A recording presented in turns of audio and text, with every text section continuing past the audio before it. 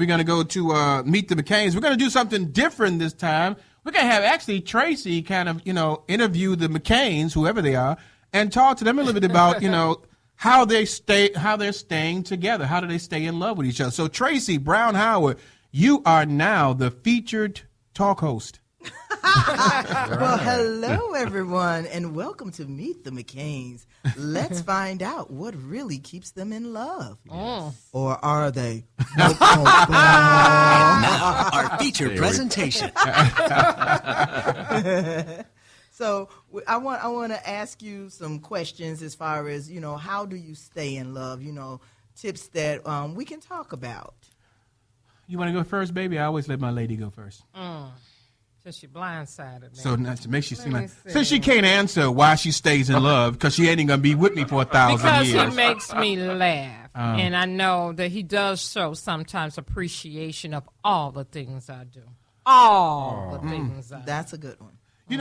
What makes me stay in love with Brenda is the fact that she has shown me that she has a devotion for me, regardless to the things that I do. And I love the fact that she is, there for me through the good and the bad, through the ups and the downs. And we've had a lot of, some downs, a lot of downs. And, the story, people know that I've been unemployed so many times at the beginning of my relationship that I thought that was my middle name, Rick Unemployed McCain, because everywhere I went somewhere, the company was closing. We got a McCain here. We got to close, They didn't want me for president either, by the way. But, she stood beside me, and it just developed our love. Through the trials and tribulations of a marriage, you find the strength of your love by staying together with each other. So because she was just so supportive, we had some hard times, and she wanted to kick me to the curb a couple of times, and so did I. I mean, we were honest with each other. We both wanted to kick each other to the curb, but the fact of the matter is that I love stay strong with each other, because Brenda said something one time that broke the veil, as I said. She said to me, "I'm not going anywhere. You're not going anywhere. So let's stop talking that we're going to leave each other." And that solidified it to me, because I had been divorced before, and being concerned about someone maybe leaving you as a divorced person, to have that person reaffirm that they're going to be there was important. Now, she might be cheating like a storm. I don't know. But she shows her love and her support for me. and you say he makes you laugh. Hey, there you go. Okay, next question. Okay, and this is a kind of question that you may have to really think about, because it's been a long time for you guys. But this is a question that I always wondered about in my marriage when I was married. Okay. How do you keep your marriage happy after the kids are gone? Ooh, that's easy for me. Break out on our happy dance. When my son was gone, we were happy. Happy, yes, I'm happy. Dun, dun, dun, dun, dun.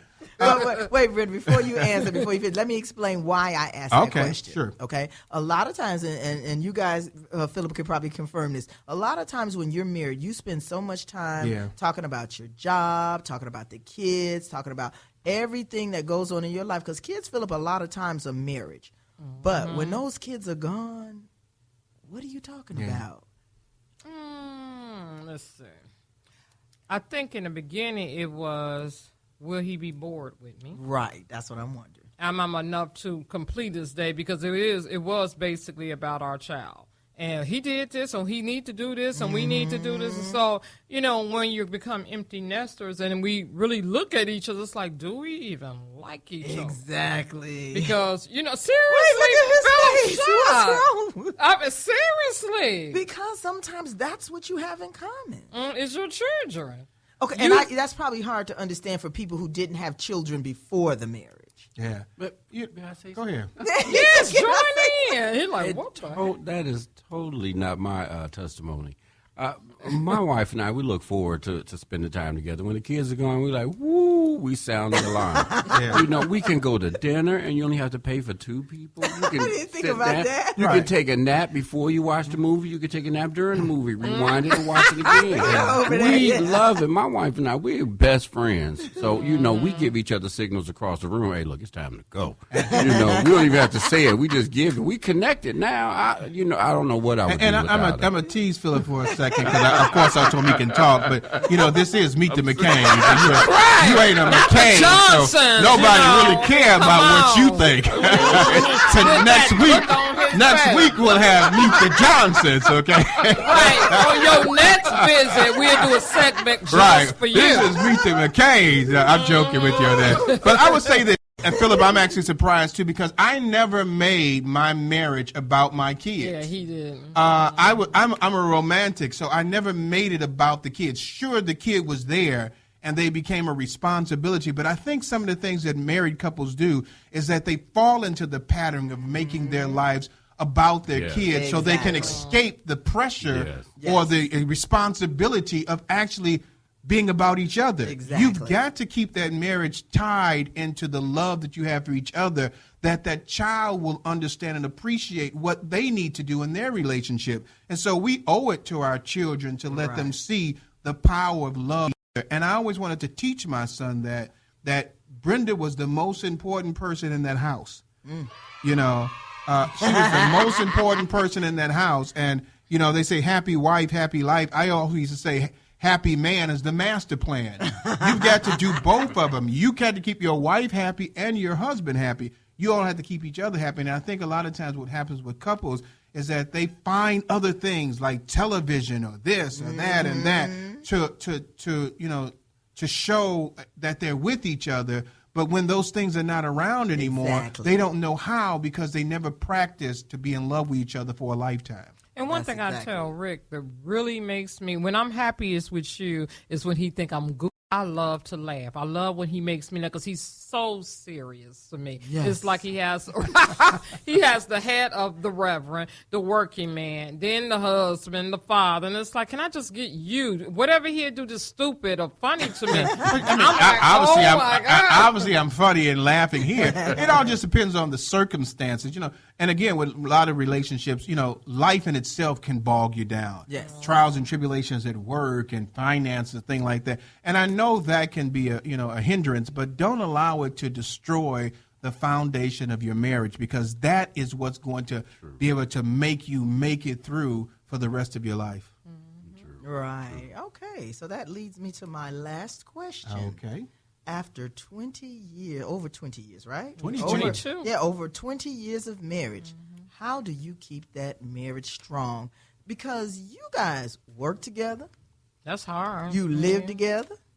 Sometimes you can't get away from all of that, you know. So what makes you stay committed in that marriage? Since I'm looking for a new wife, since everything is hard for her, I don't really know, you know.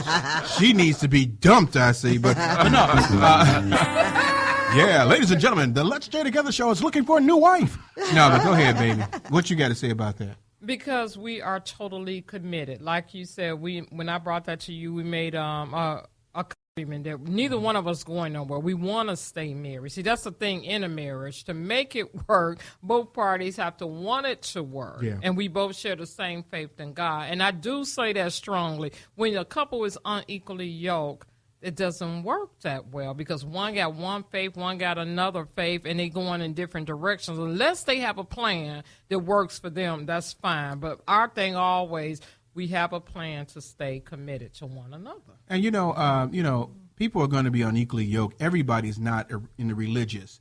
The thing about it is that once you find out that you have been unequally yoked with each other, find a way to equalize things, pull it back together. Mm-hmm. You know, you have to be willing to.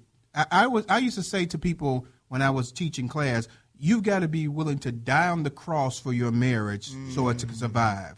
Yeah. Jesus died on the cross that we might have life, and that more abundantly. A marriage has to do the same thing. It has to be willing to die on the cross so it can survive. which means you have to literally kill yourself to your own self-will and put the marriage as something that's more important than your own thoughts and process. When you can do that, then you're thinking about the individual, and that individual's thinking about you, and there's no selfishness. It's just two people that is willing to work together as one. Right, I was going to say that he did teach me not to be selfish. Connected, you know. Right, he taught me to be selfless, because you have to be a selfless person in a marriage in order for it to work. Because I admit, in the first couple of years, Rick was like a roommate to me. It was like we married, because I was still thinking selfish, living a single life in my head. Still thinking selfish. Well, Pray for y'all. Pray for her. that's Holy another water. show. Put some holy water on it. She shot my head. Anyway, Tracy, let's move on to inspirational corner. Yeah, let's do that because she needs some prayer. We've got holy water coming up at 7:01 p.m. Oh, he got the holy water too. We got inspirational corner that's coming up. You just heard Meet the McCain.